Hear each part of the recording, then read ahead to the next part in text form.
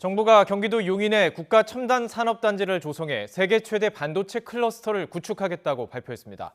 지방에도 14개 국가 산단을 지정해서 첨단 산업을 육성합니다. 오늘 대통령 주재 비상경제 민생회의에서 발표됐습니다.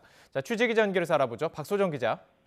네, 용산 대통령실입니다. 네, 윤석열 정부에서 국가 산업단지 후보지를 발표한 건 처음이죠?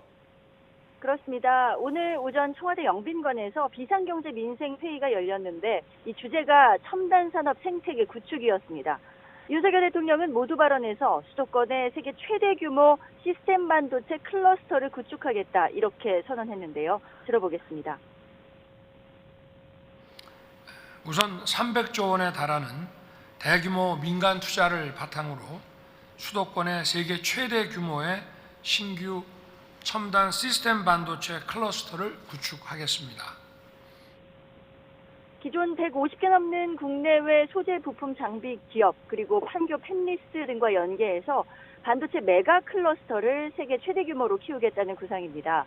이와 함께 우주, 미래차, 수소 등 첨단 산업을 키우기 위해 지방에도 14개 국가 첨단 산업단지를 새로 조성하겠다 밝혔습니다. 배경은 이렇게 설명했습니다. 메모리 반도체, 올레드 디스플레이 등 일부 분야에서 세계적 기술을 보유하고 있지만 더 성장하기 위한 민간 투자를 정부가 확실히 지원하지 않으면 안 된다는 겁니다. 2026년까지 계획 중인 반도체 등 첨단 산업 6대 분야에 대한 550조 원 민간 투자가 신속히 이루어지도록 정부가 빈틈없이 지원하겠다고도 약속했습니다. 특히 중요한 것은 속도라며 국가 첨단 산업단지 조성이 신속하게 추진되도록 모든 노력을 다하겠다 했습니다. 국회에는 국가 첨단 산업 설비 투자 세액공제 확대 법안을 빠르게 통과시켜달라고 요청했습니다. 이게 대규모 사업인데 구체적인 지역은 어디입니까? 네, 우선 수도권은 용인의 산단 후보지가 정해졌습니다.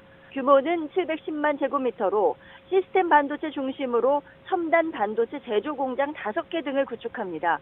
기존 반도체 생산단지인 기흥과 화성, 평택, 이천과 연결해 세계 최대 반도체 메가 클러스터를 만든다는 구상입니다. 이렇게 용인을 포함해서 전국의 15곳이 국가 산업단지 후보지로 발표됐습니다.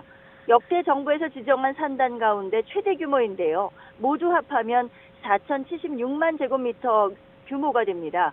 충청권에서는 대전과 천안, 청주, 홍성, 호남권에서는 광주, 고흥, 익산, 완주까지 4곳입니다.